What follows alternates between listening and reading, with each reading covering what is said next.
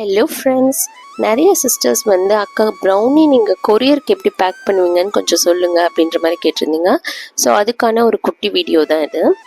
இன்றைக்கி வந்து ஒரு 1/2 kg ப்ரௌனி கொஞ்சம் லாங் டிஸ்டன்ஸ்க்கு நம்ம பேக் பண்ண போகிறோம். அதுக்கு வந்து நான் ப்ரௌனி இந்த மாதிரி பேக் பண்ணி எடுத்துக்கிட்டேன்.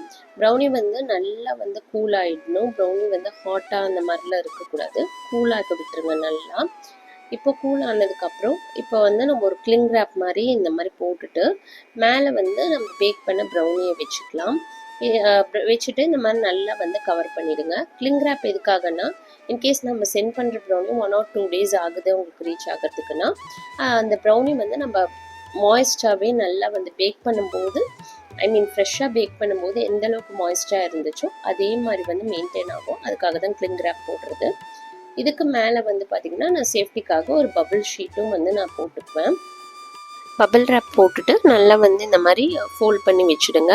இப்போ இது வந்து ஒரு கார்பன் பாக்ஸ், இந்த மாதிரி ஒரு கார்பன் பாக்ஸில் நான் வச்சுட்டு நல்லா ப்ரௌன் டேப் போட்டு நல்லா டைட்டாக சீல் பண்ணிவிடுவேன். இந்த கார்பன் பாக்ஸ் வந்து பார்த்திங்கன்னா நான் அமேசானில் தான் வாங்கினேன். லிங்க் உங்களுக்கு நான் வந்து டிஸ்கிரிப்ஷனில் கொடுக்குறேன், தேவைப்படுறவங்க செக் பண்ணி பாருங்கள்.